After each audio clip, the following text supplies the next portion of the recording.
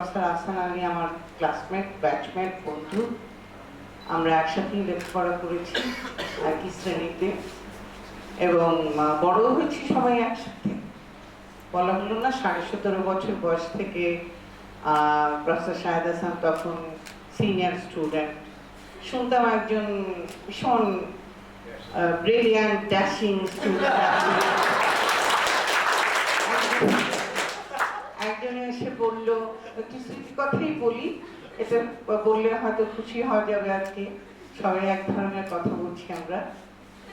তো একজনে আমার ক্লাসমেটসরাই, তার আবার চামচা ছিল অনেক, তখন জয়েন করলেন উনি কিন্তু একটা কথাই ফাঁকে বলে রাখি, হি is the first student in Dhaka university sociology ডিপার্টমেন্টে বার্থের পর 1957 সোশিয়োলজি ডিপার্টমেন্টের জন্ম।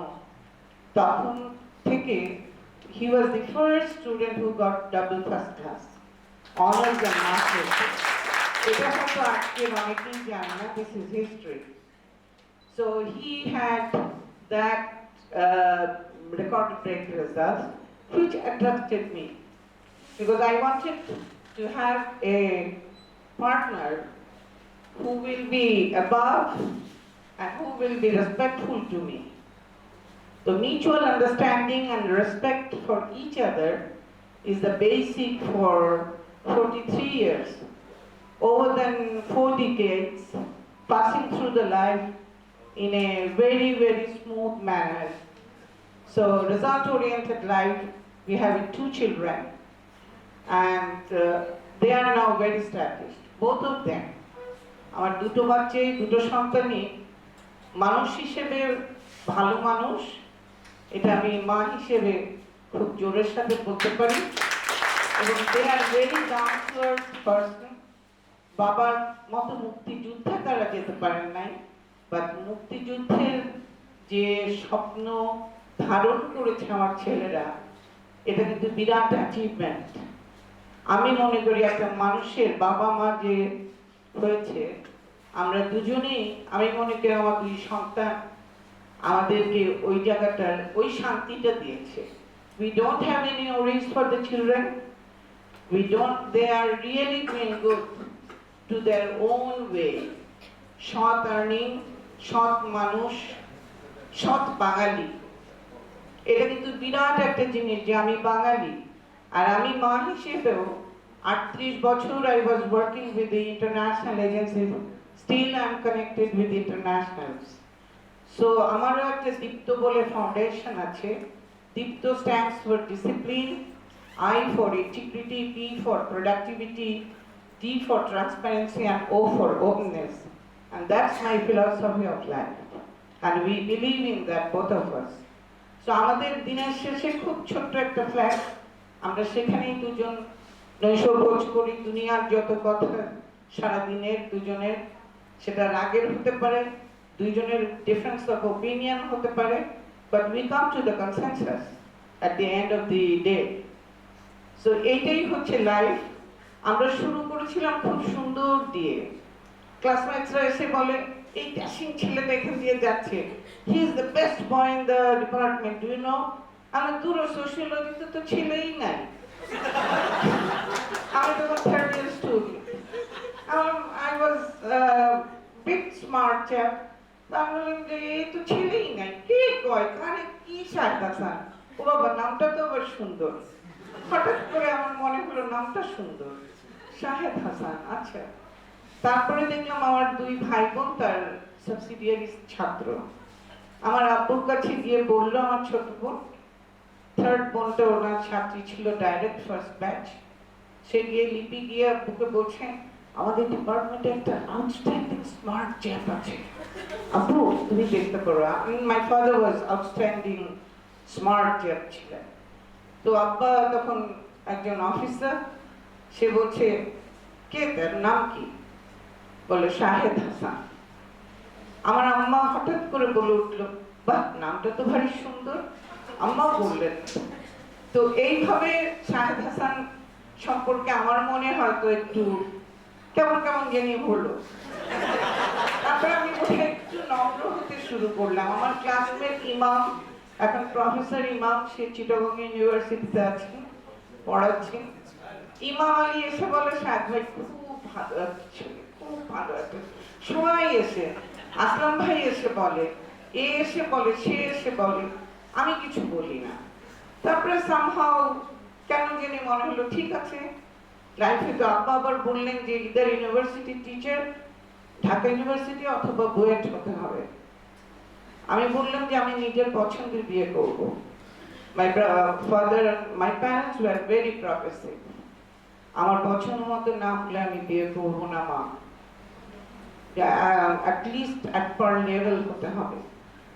So I found him as a man of my life, and I think we are continuing and we will continue, and pray for us please। আজকে এখানে আসতে পেরে আমি খুব আনন্দিত, এবং আমিও শাহিনের সাথে কথা মিলিয়ে বলতে চাই মানুষের কোনো এক্সিট নাই, টিল মাই লাস্ট ব্রেথ। আমি যেমন বলি আই উইল ওয়ার্ক, আমি কোথাও থেকে রিটায়ার করি নাই।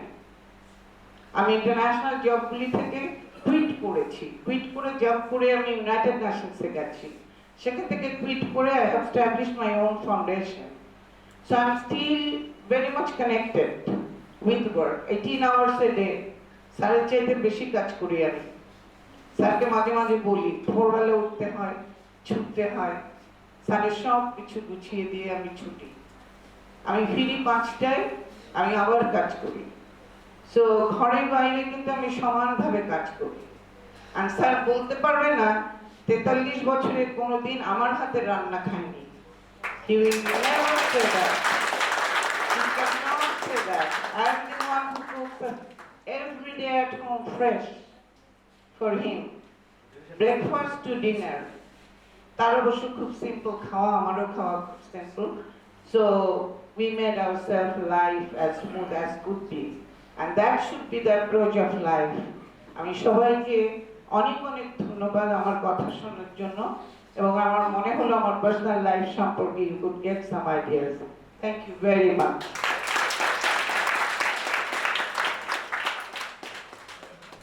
ধন্যবাদ জাকিয়া হাসান ম্যাডামকে। একটা কথা খুব মনে হচ্ছিল, শাহিন ম্যাডাম সবসময় আমাকে বলেন, ম্যাডাম সবসময় বলেন যে আমার বড় ছেলে কিন্তু তোমার বয়সী, মানে তুমি আমার ছেলের মতো। তো মানে আসলে চোখে পানি এসে যাচ্ছে যে এত এত চমৎকার যে কথা এবং সম্পর্ক হতে পারে, এটা আমাদের জন্য একটা লার্নিং থাকে, আমাদের জীবন শুরু, সংসার জীবনের শুরু আর কি। আর একটি কথা মনে হচ্ছে যে ম্যাডাম এবং স্যারের প্রাথমিক খাদ্যের মেনুতে আমার বাসা থেকে একটি জিনিস যেত, এবং স্যার আমাকে বহুবার বকা দিয়ে ঝাড়ি দিয়ে নিয়েছেন, সেটি হলো কাঁঠাল, কাঁচা কাঁঠাল। এবং সেটা জি ম্যাডাম, তো সেই আমি নিজেকে খুব মানে ভাগ্যবান মনে করছি যে যতদিন আমি স্যার হলে আছি আমি স্যারের কাঁঠাল আপনার বাসায় দিব, বাকিরা মাফ করুন।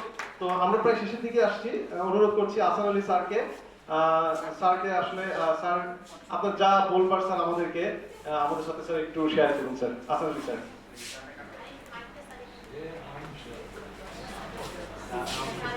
এই এটা মনে স্যার বসে বলছে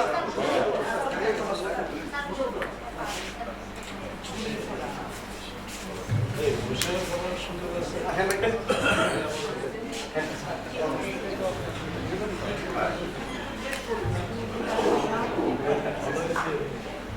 মানে আমাদের উপস্থিত ছাত্রছাত্রী সহ আমার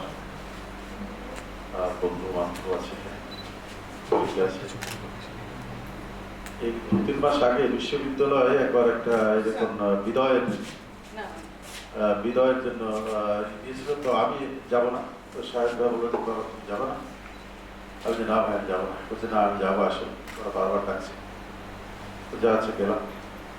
তারপর আবার এইখানে আজকে আসার জন্য বারবার অনুরোধ করছে, সকালে সাহেব বলছে তুমি আসবে না, আমি না ভাই আমি আসবো না, যাবো না, আমার ভালো লাগে না গেলাম। বলছে না আমি যাবো, মলি যাবো, তুমি তোমার বউকে নিয়ে আসবো। আমি ঠিক আছে আমি একা যাবো, আমার শরীরের অবস্থা, আমারও শরীরটা খুব খারাপ। আসলে এই ধরনের অনুষ্ঠানগুলো আপনারা জানেন আমি পছন্দ করি না, পছন্দ করি এই বিভিন্ন কারণের জন্য। হৃদয়ের ব্যাপারটা না, ব্যাপারটা হলো যে আমার জীবনটা ভীষণ সংগ্রামের, 69-এর গণ আন্দোলন, 71-এর মুক্তিযুদ্ধ, তারপরে যে রাজনৈতিক আন্দোলন ভয়ঙ্কর, আমার বন্ধু মনে জানে সব। বলে আমার শেষ বলে কোনো জিনিস নেই। আমি শিক্ষকতা করার সাথে সাথে আমি অনেক কাজের সাথে জড়িত। আমি এখন আবার ফুলটা ওইখানে কাজ করতে আমি কোনো সময় দিতে পারি না। তারপরেও আমি শিক্ষা জীবনে যেভাবে আমি জড়িত, সেটাও আমার পার্ট অফ একটা সামগ্রিক পরিকল্পনার একটা অংশ। সেভাবে আমি কাজ করছি। এখন আরো আরো অনেক কাজের সাথে জড়িত, যেটা খুবই মানে ভয়ঙ্কর ব্যস্ত। মলি বললো 8 ঘন্টা কাজ করে, আমাকে কোনো কোনো সময় 24 ঘন্টাও কাজ করতে হয়। আমি কোনো বিরতি পাই না, কোনো সময় পাই না। ফলে মানে আর আর শিক্ষক হিসেবে আমার যেটুকু দেওয়ার কখনোই আমি কার্পণ্য করি।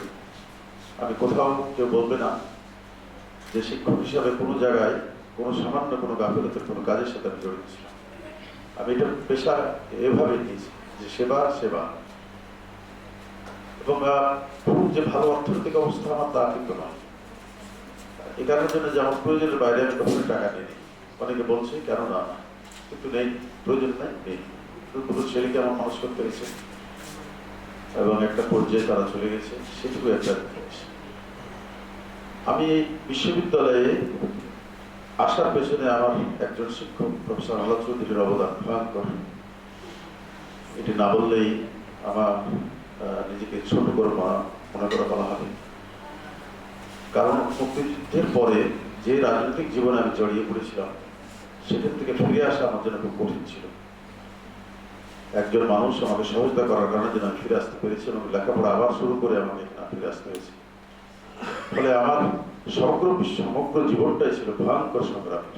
এখনো সেই সংগ্রামের সাথে আমি আছি।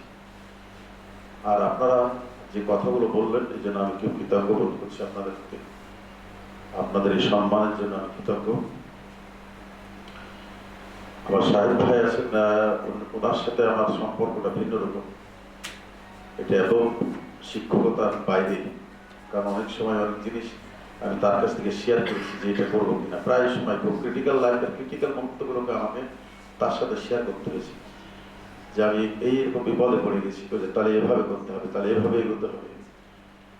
ফলে আমরা দুজন ওইভাবেই এখনো সাধারণত কোনো কিছু কিছু সিদ্ধান্ত উনি না দিলে আমি সাধারণত সেই সিদ্ধান্তগুলো যাই না, আমি নেই না সেই সিদ্ধান্তগুলো। কারণ কিছু জিনিস উনি আমার চেয়ে খুব ভালো হয়েছে যে এইগুলো এইভাবে করলে ভালো হয়। এবং আমার দ্বিতীয় সাধারণত বিভিন্ন ধরনের সিদ্ধান্তগুলো অনেক সময় শেয়ার করলে আমি বুঝতে পারি যে আমি ঠিক মতো আছি কিনা। সুতরাং সেদিক থেকে উনি আমার খুবই খুবই কাছের একটা মানুষ। আর আমরা শিক্ষকতা জীবনের চাইতে বড় জিনিস হলো যে আমরা যে মলি বললো যে তার মানে ক্লাস ফ্রেন্ড, আমার ক্লাস ফ্রেন্ড, বা সেও কিন্তু এই ক্লাস ফ্রেন্ড থেকেই হয়েছে। আমাদের অনেকগুলো ক্লাস ফ্রেন্ড কিন্তু এইভাবেই আমাদের সিনিয়র স্টুডেন্ট গুলো নিয়েছে, যদিও মলি বলে নাই আসছে। Yes, sorry. তো সেদিক থেকে আমাদের বিভাগ, মানে আমরা যে ক্লাসটায় ছিলাম, আমরা অনেক কাজ করেছি। আন্দোলন, আমরা সোশিয়োলজি বিভাগ কলেজে খোলার জন্য আমরা একমাত্র যারা প্রথম আন্দোলন শুরু করেছি এবং তা আমরা বাস্তবায়ন করেছিলাম। ফলে সর্বত্র সংগ্রাম আমাদের ওই বিভাগে। আমাদের অনেকগুলো বন্ধু এখনো ফুল টাইম রাজনীতি করে, যে কোনো কারণের জন্য হোক। আমাদের এই বিভাগটি বা ওই সময় যে শ্রেণীটা আমাদের ছিল খুব রিনাউন্স ছিল, এবং এরা বেশিরভাগ এখনো বিশ্ববিদ্যালয়ের শিক্ষক ছিলেন। আমাদের অনেকগুলো ক্লাসমেট সেটা ছিল। আরেকটা বিষয় হলো যে আমি এই অ্যানথ্রোপোলজির সাথে কানেক্টেড হওয়ার পেছনে আমাকে যখন যে বিশ্ববিদ্যালয়ে আমার গাইড ছিলেন, যিনি আমি পিএইচডি চার জন্য, তিনি যে তার একটা ইনস্টিটিউটের মাধ্যমে তিনি যে কমিউনিটিকে সার্ভিস দিচ্ছিলেন, আমি আসলে অনুপ্রাণিত হয়েছিলাম সেক্ষেত্রে। এবং আমার পিএইচডি ফিল্ড ওয়ার্কের সময়তেই আমি এই কাজটি শুরু করি। ফলে আমি আর একটা জায়গায় জড়িয়ে পড়েছিলাম ওই সময়। এবং আমার ছাত্রী বলছে নিম্মি যে ওই সময় যারা মাস্টার্সের ছেলে মেয়ে যারা ফিল্ড ওয়ার্কে গেছিল, তখন আমাকে প্রফেসর চৌধুরী বলছিল যে আমি যে ছেলেগুলোকে এখানে নিয়ে আসতেছি তারা শিক্ষক হবে, ফলে এদেরকে ফিল্ড ওয়ার্কটা কি জিনিস ভালোভাবে শেখাতে হবে। ফলে আসলে আমি প্রথম অ্যানথ্রোপোলজির শিক্ষকতা শুরু করি ওই সময়। এই যে 7জন শিক্ষক ছাত্রছাত্রী ছিল আমাদের কাছে, তার বেশিরভাগই কিন্তু এরা শিক্ষক। 2জন আমেরিকায়, 3জন আমেরিকায়, 2জন আমেরিকায় থাকে, একজন বোধহয় কানাডায় থাকে, তারা সবাই শিক্ষক। এবং এই ব্রিলিয়েন্ট গাইডটিকেই আমরা তখন ওই সময় ওইখানে নিয়ে যাওয়া হয়েছিল 7 জনকে আমার কাছে, এবং 7 জনকে নিয়ে যে ফিল্ড আপটি করা হয়েছিল, পিএইচডিতে অনেক সময় এরকম ফিল্ড আপ করা হয় না, যেভাবে আমরা ওই সময় এটাকে দাঁড় করানো হয়েছে। আসলে এখান থেকে কিন্তু সূচনা আমি বিভাগের সাথে জড়িয়ে পড়ি, এবং তারপরে আমাকে জয়েন করতে হলে, যদিও আমার ইনস্টিটিউট ওখানে দাঁড় করাচ্ছিলাম, সেটাতে আমার কিছুটা বিঘ্ন ঘটলো। তারপরে আমাকে যেতে হয়েছে শাহজালাল ইউনিভার্সিটিতে বিভাগ খোলার জন্য বাধ্য করা হয়েছে, তার আমার উপায় ছিল না, আমাকে যেতে হয়েছে সেখানে। সুতরাং অনেকগুলো কাজের সাথে আমি এই জড়াতেই আমার এখানকার এই অবস্থান আজকে সেখানে এসে। ফলে বিদায় আপনারা দেন না দেন, আমি আছি, থাকবো।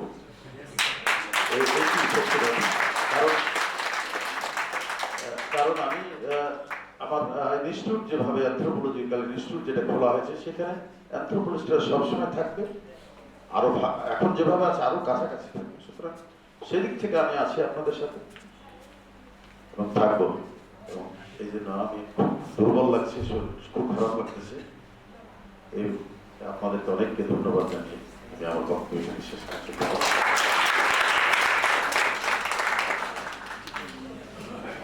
ধন্যবাদ আমাদের প্রিয় আসেনি স্যারকে। আমি এই মুহূর্তে আহ্বান জানাচ্ছি আমাদের শ্রদ্ধেয় শিক্ষক অধ্যাপক ডক্টর শাহিদ হাসান স্যারকে তার কিছু কথা আমাদের সাথে শেয়ার করবার জন্য।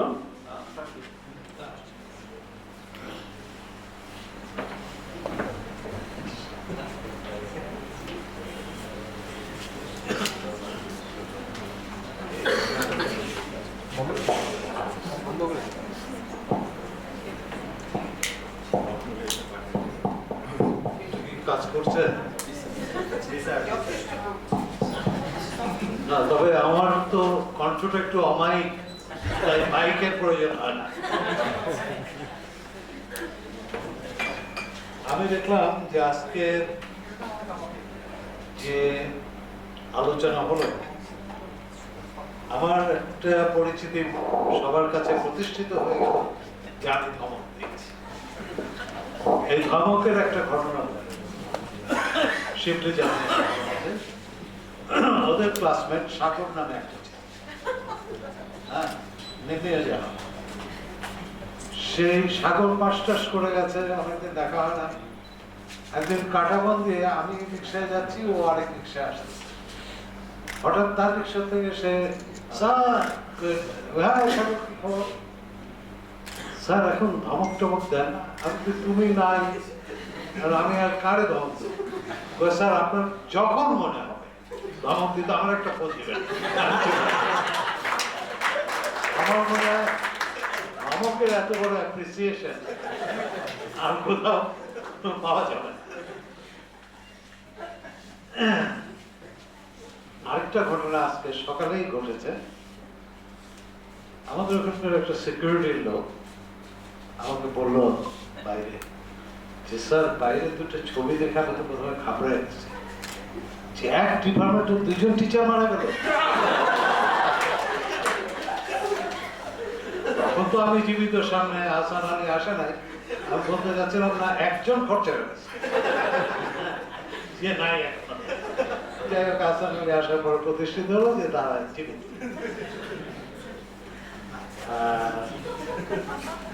আমি 2-4টা কথা বলবো,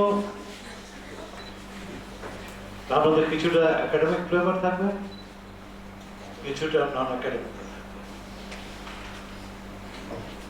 আমি কিভাবে অ্যানথ্রোপোলজিকে দেখেছি, অ্যাকচুয়ালি আমার এলপিআর পিরিয়ডটা নিয়ে 44 বছর ঢাকা বিশ্ববিদ্যালয়। তোমাদের অনেকের বয়সই হয়নি, তার হাত থেকেও হয়।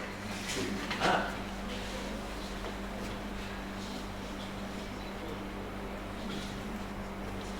আমার একটা বই সম্পর্কে, সুমাইয়া বাবা আমার খুবই ক্লোজ, আমার 2 বছরের জুনিয়র ছিল, সোশিওলজিতে প্রফেসর হাবিবুর রহমান।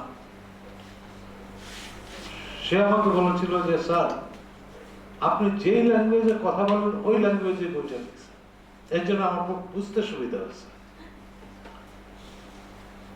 আসলে আমি যেভাবে মনে করি, try to think simple so that you can talk simple and people will understand very simply. এখন মাথার মধ্যে যদি আমি প্যারাডিম, ওমো, থিওরিটিক্যাল ফ্রেমওয়ার্ক এগুলি ঢুকায় রাখি, আমি জীবনে সিম্পল কথা বলতে পারবো। Instead of convincing you, I'll confuse you. সুতরাং আমার ছোট্ট অনুরোধ থাকবে যে please try to think simple first. নিজে একেবারে সিম্পল ভাবছি। যেমন একটা ছোট্ট এক্সাম্পল, আজকে সুন্দরবন নিয়ে অনেক কথা হচ্ছে, পরে হচ্ছে, এগেইনস্টে হচ্ছে, কিন্তু সুন্দরবন কি শুধু মানুষের? Is it for human being? তাদের কথা কতটুকু চিন্তা করছে?